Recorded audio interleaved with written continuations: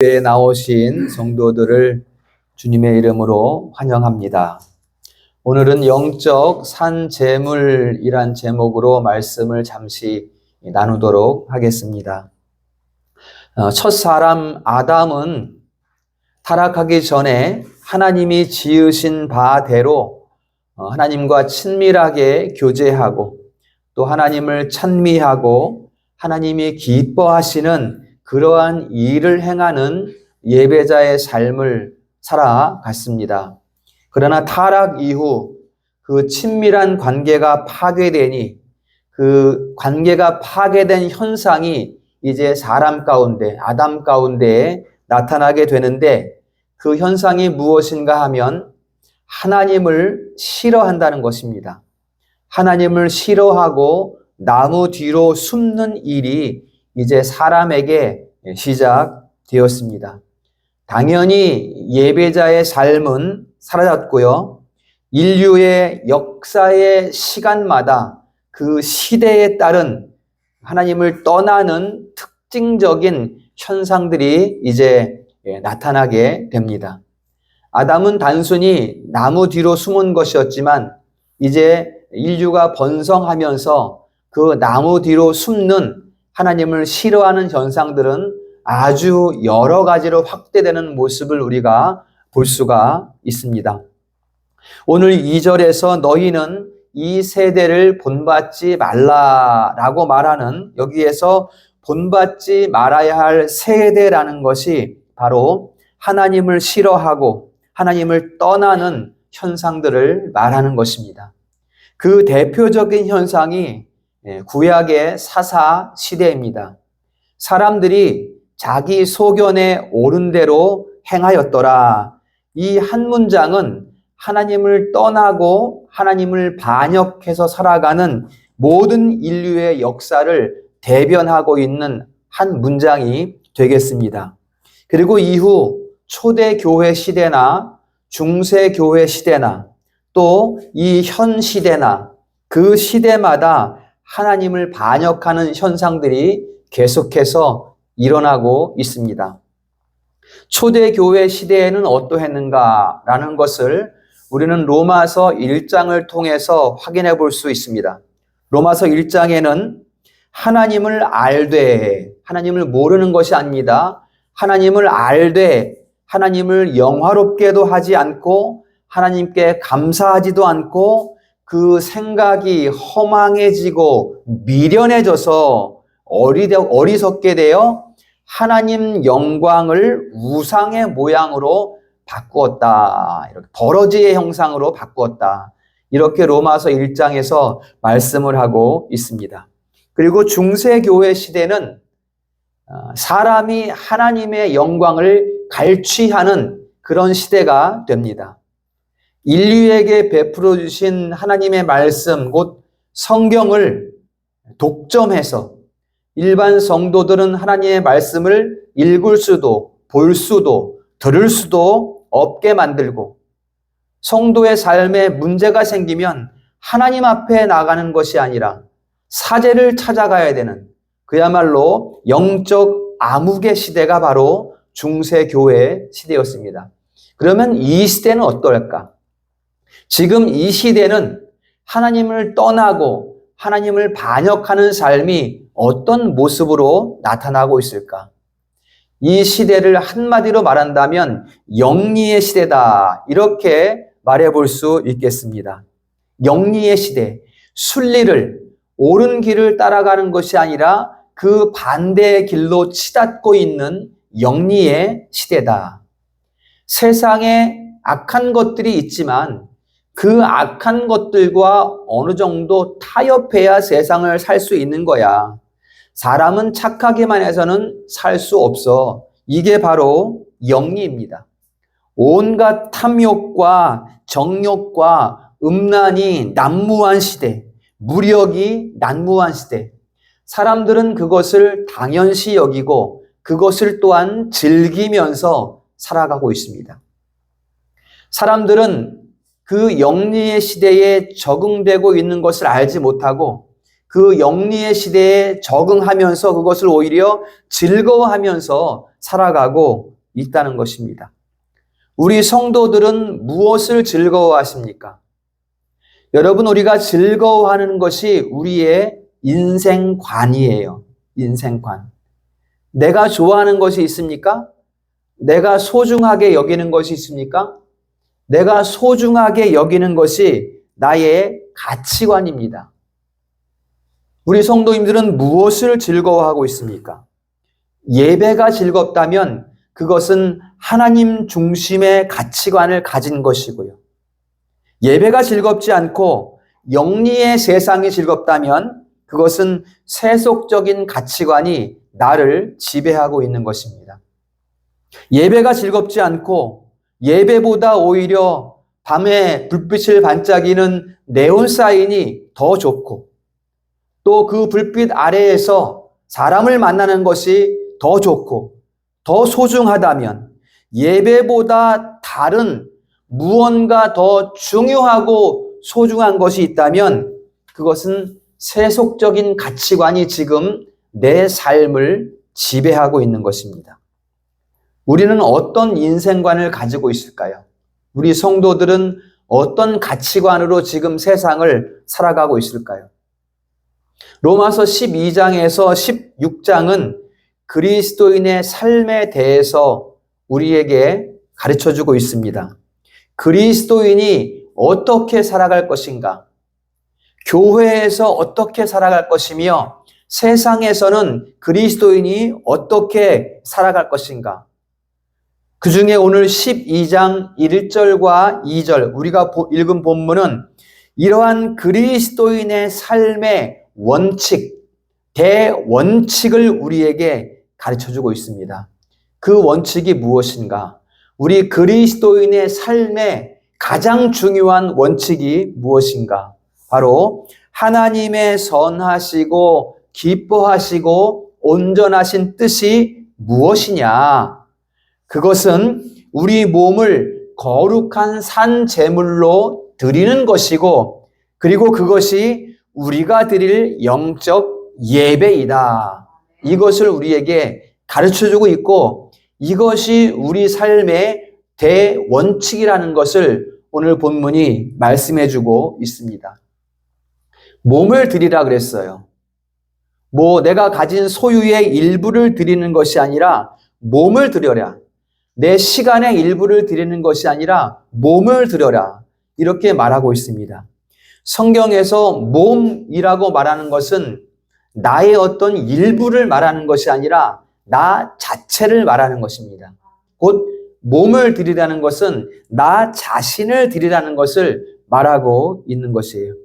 그러면 어떻게 우리 자신을 드릴 수 있을까? 나는 많이 헌신했어요. 나는 주의를 지켰어요. 때로는 못 지킬 때도 있었지만 종종 주의를 지키고 예배도 드리고 기도도 하고 전도도 하고 나의 땀과 노력과 열심으로 교회를 잘 섬기고 있습니다. 이렇게 말할 수 있을지 모르겠지만 하나님께서 너는 너 자신을 드렸느냐? 너는 너의 몸을 드렸느냐? 이렇게 물으신다면 우리는 뭐라고 대답할 수 있을까요? 입이 있어도 말할 것이 없을 것입니다. 하나님이 만일 그렇게 우리에게 물으신다면 나는 아직도 한참 못 미치는 성도의 삶에 있구나 라는 것을 스스로 고백할 수밖에 없을 것입니다. 그러면 어떻게 내 자신, 내 몸을 제물로 드릴 수 있을까? 먼저 우리가 이것을 알기 위해서는 제물의 의미를 먼저 파악해야 돼요. 제물이라는 것이 무엇인가? 구약 성경을 통해서 우리가 그 제물의 의미를 알 수가 있습니다. 속죄제, 속건제, 감사제, 화목제, 번제.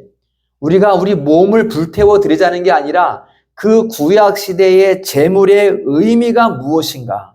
그렇다면 이 구약의 제물의 의미대로 본다면 지금 이 시대에 우리가 나 자신을 드린다는 것은 하나님 앞에 속죄하는 것이고 우리가 내 자신을 드린다는 것은 내 허물에 대해서 하나님 앞에 속건하는 것이고, 또 하나님 앞에 감사하는 것이고, 또 하나님과 화목하는 것이고, 또 번제의 의미로 한다면 나 자신을 온전히 헌신하고 희생하는 것이 바로 나 자신을, 내 몸을 드린다는 그런 의미가 되는 것입니다.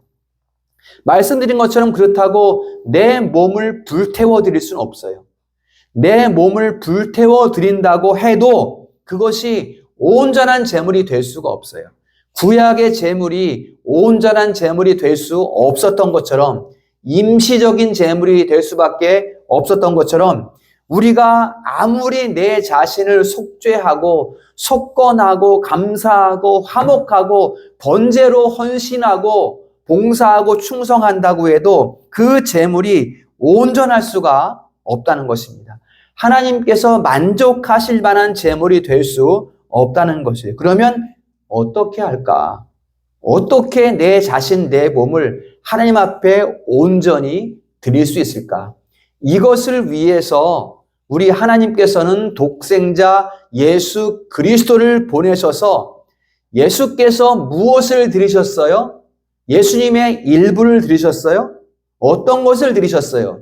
예수님께서 우리를 대신해서 자기 자신을 드렸다. 우리 자신을 드리는 대신 예수님께서 자기 자신을 드렸다. 그리하여 이제 우리는 예수님 안에서 나 자신을 드릴 수 있는 길이 열리게 된 것입니다. 그래서 우리 예수님과 더불어 살고, 예수님의 성품을 가지고, 예수님의 심장을 가지고 하나님의 품성을 닮아가는 삶, 그것이 바로 내 몸을 드리는, 내 자신을 드리는 영적 산제물이 되는 것이다 라는 것을 우리가 성경을 통해서 알 수가 있습니다. 그러면 그 최고점은 무엇일까? 우리가 예수님과 더불어 살아가고 예수님의 성품을 가지고 하나님께로 자라가는, 그리스도의 장성한 분량까지 나아가는 그러한 삶을 살아가는 최고점에 이르렀을 때 우리의 삶은 무엇으로 발현되는가? 같이 합니다. 이는 너희가 드릴 영적 예배니라. 우리가 예수님과 더불어 삶을 살아가고 예수님의 성품을 가지고 살아갈 때 그 최고점에 이르게 되면 우리는 뭐가 된다고요? 예배자가 되는 것입니다. 바로 예배를 우리에게 말씀해주고 있습니다. 내가 6일간 예수님과 더불어 살아갈 때 그 삶이 내 마음을 기쁘게 하고 내 마음에 소망을 주고 내 마음을 평온하게 하고 내 마음이 하나님의 품성을 닮아가게 하시니 우리는 주일의 예배의 자리로 나아가게 된다라는 것을 말씀하고 있는 것입니다. 그래서 오늘 본문에서 그리스도의 삶의 대원칙을 말하는데 그 첫 번째 원칙이 바로 예배라는 것입니다. 예배라는 거예요. 이제 12장 초반, 중후반 가면 은사가 나옵니다. 은사. 교회가 아름답게 이루어지기 위해서는 은사가 중요해요. 하나님께서 각 사람들에게 주신 그 은사를 통하여 교회가 이루어지고 교회가 아름답게 됩니다. 그러나 그 은사보다 더 중요한 것이 무엇인가? 바로 예배의 자리에 나가는 것입니다. 예배자가 되어야 한다는 것입니다. 먼저 하나님 말씀을 듣고 하나님을 즐거워하고 하나님께 소망을 두고 하나님께 영광을 올리는 찬송이 가득한 예배를 드리는 것이 그리스도인의 삶의 대원칙이다. 12장 1절을 시작하면서 그것을 우리에게 말씀해주고 있습니다.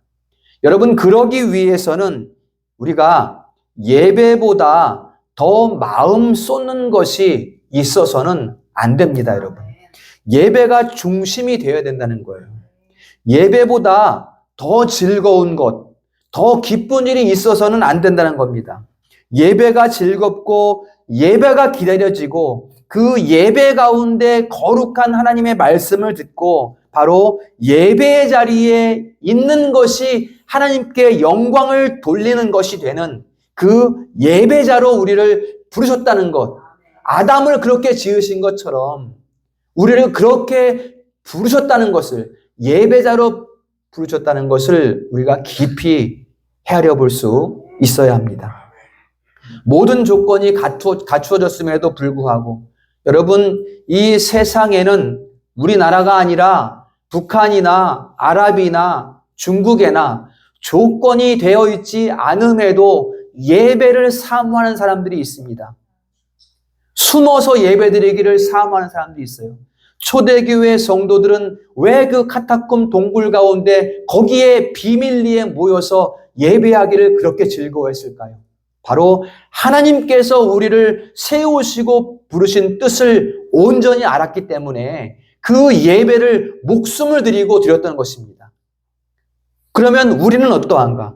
모든 조건이 갖추어져 있음에도 예배 드리지 않는다면 그것은 아까 로마서 1장에서 이야기한 것처럼 허망한 것이요. 예배를 드리지 않는 삶은 허망한 것이요. 미련한 것이요. 그렇게 로마서 1장에 말하고 있는 것을 우리가 볼 수가 있습니다. 아무리 내 명예가 높고 아무리 내 논리가 정당하고 아무리 내 사상이 분명해도 예배드리지 않는다면 그 삶은 허망한 것이다. 왜냐하면 우리를 부르신 목적이 바로 아담을 부르셨던 것처럼, 지으셨던 것처럼 바로 예배자로 우리를 부르셨기 때문에 예배드리지 않는다면 그 삶은 허망한 것이다. 성경은 이렇게 우리에게 가르쳐주고 있습니다. 우리 성도들은 예배를 얼마나 기다리고 계십니까? 예배를 얼마나 사모하고 있습니까? 오늘 이 예배에 하나님의 풍성한 은혜가 흐르고 있다는 것을 확신하고 있습니까?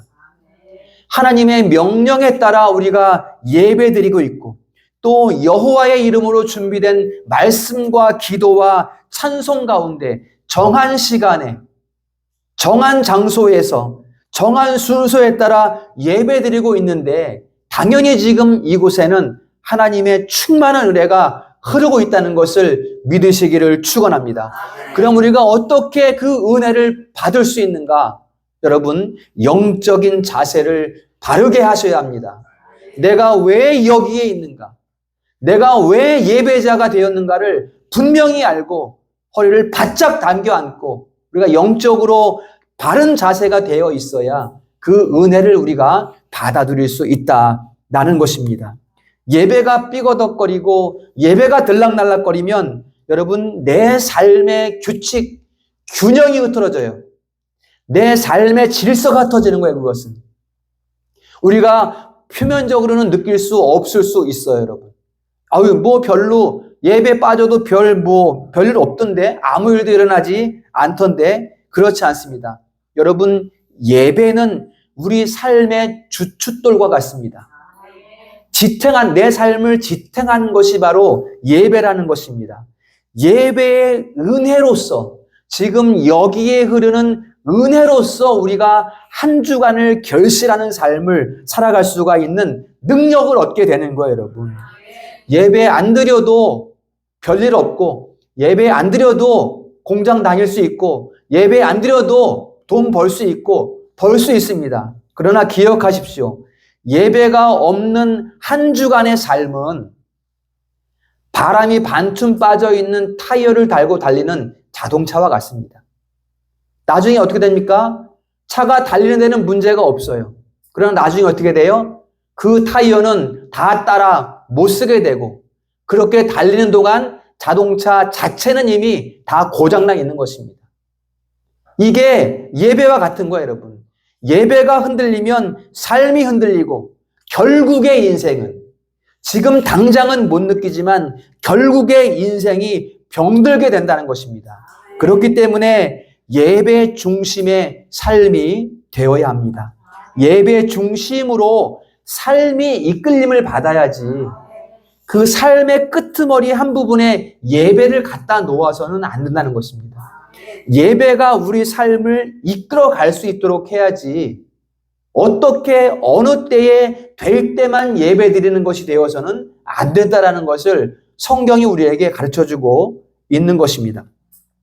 세상 사람들은 예배 안 드려도 잘 살 수 있습니다. 왜냐하면 그들은 그냥 버려둔 사람들이기 때문에 그냥 그들이 살아가는 대로 그냥 놔둔 것이기 때문에 그들이 뭐 아무것도 안 해도 악한 일을 해도 잘 사는 것 같고 하나님 안 믿어도 부자 되는 것 같고 그렇게 보일 수 있습니다. 그러나 좀 전에 말씀드린 것처럼 그들의 인생의 결국은 어떻게 되는가 우리는 그것을 정확하게 알 수가 있습니다.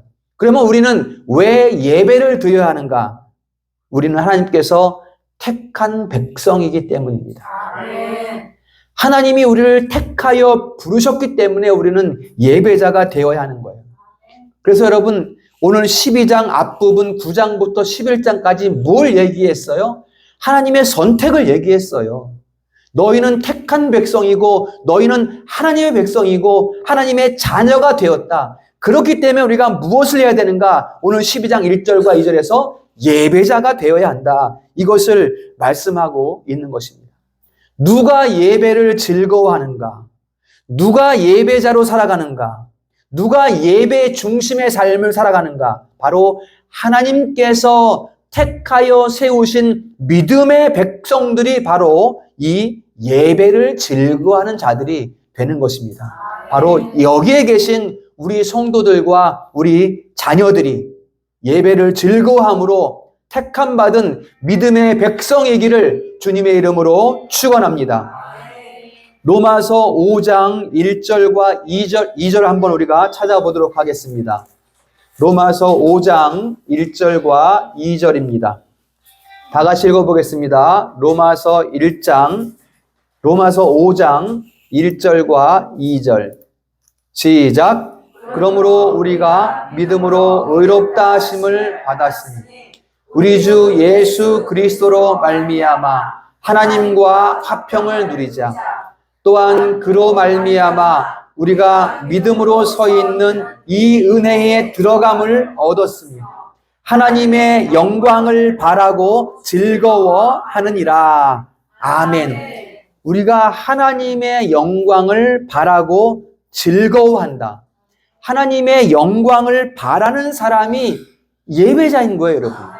하나님의 영광을 바라고 그 누리는 사람들이 바로 예배자라는 것을 말씀하는 거예요. 웨스트민스터 소요리 대의리 제1문답에서 인생의 제일 되는 목적이 무엇인가? 그것은 하나님을 영화롭게 하고 그를 즐거워하는 것이다. 이렇게 우리에게 가르쳐주고 있습니다. 우리 예배의 즐거움은 하나님을 영화롭게 하는 데 있는 거예요. 하나님을 영화롭게 하면 그게 내가 즐거운 것입니다. 그래서 예배는 어떤 수단이 아니에요. 수단이 아니에요. 무엇이 되게 하는 수단이 예배가 아니라 그 예배 자체가 우리 삶의 목적이라는 것을 우리에게 말씀해주고 있는 것입니다.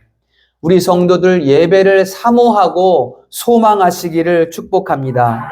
예배 가운데 나를 온전히 회복시켜 주실 하나님을 바라고 보십시오. 예배 가운데 이른 비와 늦은 비를 내려주실 하나님을 사랑하십시오. 예배 가운데를 회복시켜 주실 그 하나님을 찬송하시기를 축원합니다. 성도는 예배를 즐거워하는 사람입니다. 이 신령한 즐거움을 우리 성도들이 누릴 수 있기를 축복합니다. 우리가 다 표현할 수 없습니다. 이 예배로부터 하나님과의 친밀함으로부터 나타나는 모든 표현을 우리가 다 할 수가 없어요. 다만 우리가 무엇을 보고 그것을 알 수 있는가 하면 우리에게는 즐거움이 있는데 다만 나무를 바라봐도 즐겁고 바람만 스쳐 지나가도 즐겁고 하늘이 맑아도 즐겁고 구름이 흘러가도 즐겁고 산을 봐도 즐겁고 왜 즐겁습니까? 이게 하나님의 만물 가운데 놓으신 모든 천지가 하나님을 찬송하고 있는 가운데 우리는 거기에서 행복을 느끼고 즐거움을 찾아낼 수가 있는 것입니다. 그 중심이, 그 즐거움의 중심이 바로 예배가 있다. 그 중심에 예배가 있다. 어떤 세속적인 조건을 쫓아서 즐거운 것이 아니라 하나님의 영광을 바라고 즐거워하느니라. 한번 같이 합니다. 하나님의 영광을 바라고 즐거워하느니라. 아멘. 그 즐거움이 우리 삶을 지배할 때 우리가 항상 기뻐하고 범사에 감사할 수 있는 것입니다.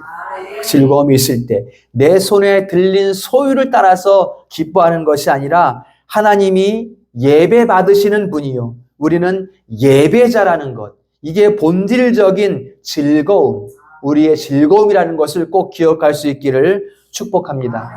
우리 자녀들에게도 이 예배를 잘 가르치셔야 돼요, 여러분. 예배는 가장 귀한 것을 드리는 것이다.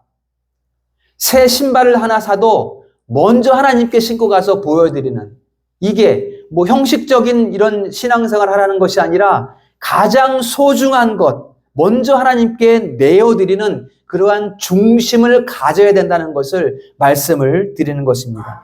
가장 귀한 것을 사람에게 먼저 자랑하는 것이 아니라 하나님 앞에 보이는 중심을 갖는 것, 눈먼 것, 저는 것, 구약의 제사장들처럼, 구약 백성들처럼 다 쓰다 남은 것을 갖다 드리는 것이 아니라 새로운 것, 첫 수확, 가장 귀한 것을 하나님 앞에 갖다 드리는 것.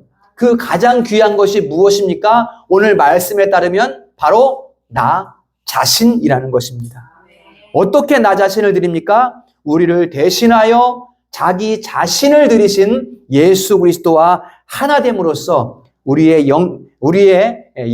영적 산 제물이 되는 그러한 은혜를 누릴 수 있는 것입니다. 그 예배 중심의 삶, 하나님 중심의 삶을 살아가는 우리 성도들 다 될 수 있기를 주님의 이름으로 축원합니다. 말씀을 정리하겠습니다. 여러분, 예배는 하나님 아버지께서 아들 예수 그리스도를 통해서 우리에게 양분을 공급해 주시는 관과 같습니다. 그게 예배예요. 하나님께서 아들을 통하여 우리에게 은혜를 내려주시는 관, 이렇게 우리가 예배를 표현해 볼 수 있습니다. 그러니 우리가 어찌 이 예배를 소홀히 할 수 있겠습니까? 예배 드리기 어려운 환경이 있습니다. 예배 드리기 어려운 조건이 있습니다. 그러나 제가 여러분에게 질문합니다. 그러나 이 예배를 위해서 기도해 보셨습니까? 6일 동안의 삶 가운데 이 주일 성수를 위해서 여러분들이 기도해 보셨는가? 우리 삶에 예상되는 문제들이 있습니다. 신앙생활을 어렵게 하는 상황들이 있습니다. 그러나 이 문제를 놓고 우리가 먼저 기도로 준비하고 있는가? 라는 것입니다. 시대가 그러니까, 상황이 그러니까 어쩔 수 없어. 자기 상황을 합리화시키는 것만큼 위험한 것이 없다고 제가 이미 말씀드린 적이 있습니다. 한번 합리화시키게 되면 틀림없이 이 시대는 어려움이 있습니다. 어쩔 수 없는 상황이 분명히 없지는 않아요. 그러나 그러한 상황을 한번 합리화시키다 보면 사탄은 그러한 상황을 계속해서 우리 앞에 드러내 보이게 되고 우리는 거기에 타협하게 되는 신앙생활을 할 수밖에 없게 된다는 것입니다. 그러니까 먼저 우리는 그런 일을 피할 수 있게끔 먼저 우리는 기도를 해야 된다. 예배 때 어려운 문제가 일어나지 않도록 먼저 기도하십시오. 그러면 하나님이 길을 열어 주실 것입니다. 오늘 이 말씀을 잘 기억하셔서 더욱 예배에 힘쓰는 성도님이 되시고 예배가 즐겁고 감사한 성도님이 되시고 하나님이 정한 순서에 따라 하나님이 정한 장소에서 하나님이 정한 시간에 드리는 예배 가운데 하나님께 온전히 영광 올려드리는 우리 성도들 다 될 수 있기를 주님의 이름으로 축원합니다.